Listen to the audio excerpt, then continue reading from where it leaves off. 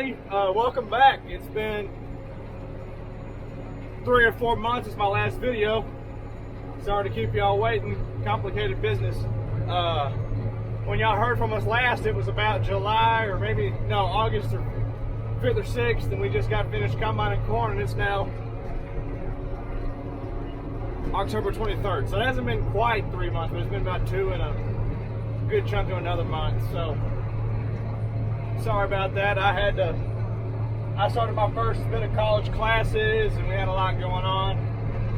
And I don't know how many I'm going to make videos. Sorry for going on the monologue here to start, but just telling you where I've been in college classes, trying to get all that stuff done and doing some field work. So we're about to start sowing some wheat maybe this afternoon or tomorrow afternoon. I'll take y'all along. Let's go do some harrowing. Let's go run this harrow. That's a better way of putting it. Roadblock. I've arrived at the destination. Drove all the way across America to get here. Took me about an hour and a half to stop for lunch. You're gonna be like, no, it didn't take an hour and a half, Clay, because it was like 2 clips apart. I know, I just wasn't filming the whole time. So now I gotta unchain the harrow and get it ready to start performing the act of running the harrow. I can't say harrowing, harrowing, because it sounds too inappropriate.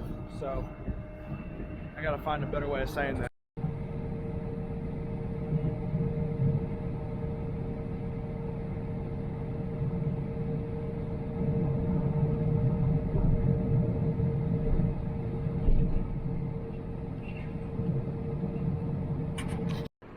So to tell you the purpose of the harrow, it's leaving this land right here. We plowed it 3 or 4 times, and this is the last run over it before the drill. You want it to be in perfect shape when you drill wheat into it, because the very biggest step to me on making a good wheat crop is getting a good stand. Corn, you gotta have everything go right.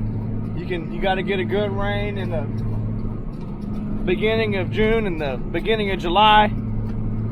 But wheat, you get a good stand and you got a shot. So we like to get it in good a shape as possible.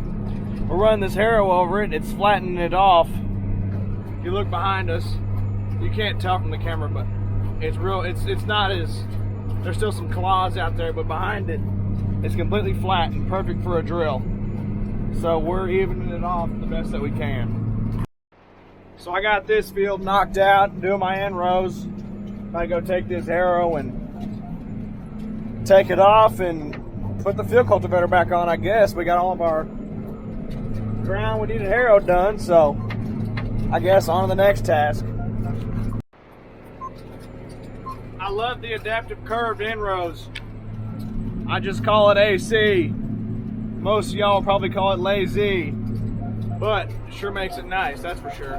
My next order of operation is to turn down this hydraulics on this tractor, because when I unfold the harrow, it almost breaks the tractor in half because it folds so fast. So I'm going to turn it down to about 2.5 compared to, I run it at 9 in the field, so it's comparatively slower. It takes a long time to pick it up, but it's better than breaking the plow in half.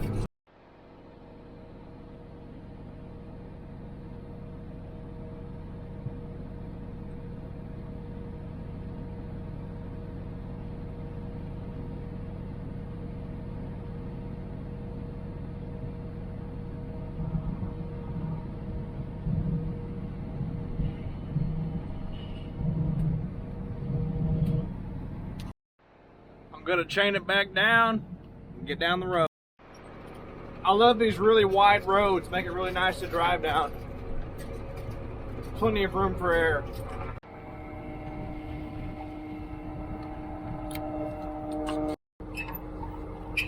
Got her in her home for now, nice and straight. I know Tyler Ferguson will be real proud about that. Tyler Ferguson is my brother's boss and a good friend of the channel out in West Texas. Gotta park your equipment real straight or you get in trouble. Ask me how I know.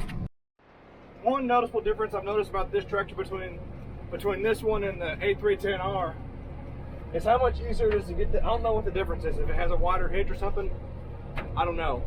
It's so hard to get the hitch out of this tractor. I got the hitch with like the pin that you put between the plow and the tractor to hold it together.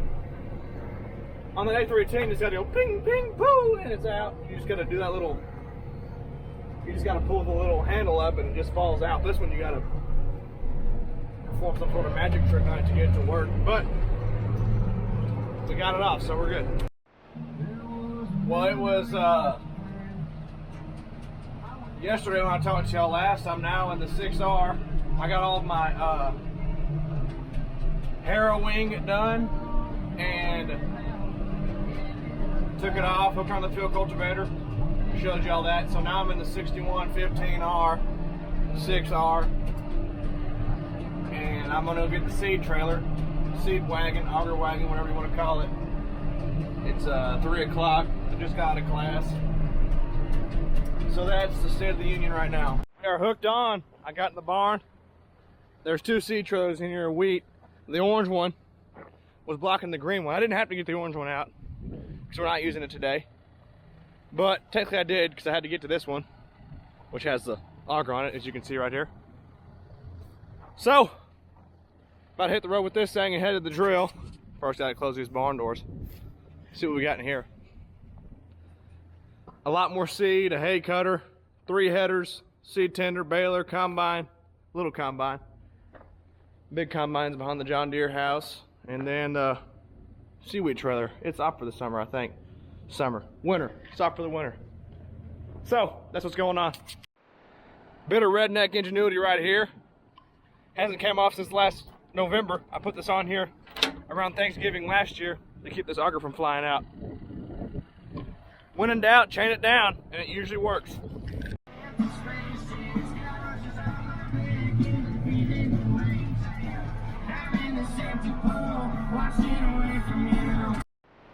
There she is in all of her glory.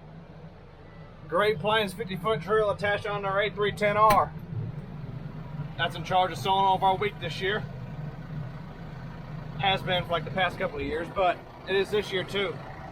So, I'm gonna see about dumping some seed into it. I haven't done this since last year.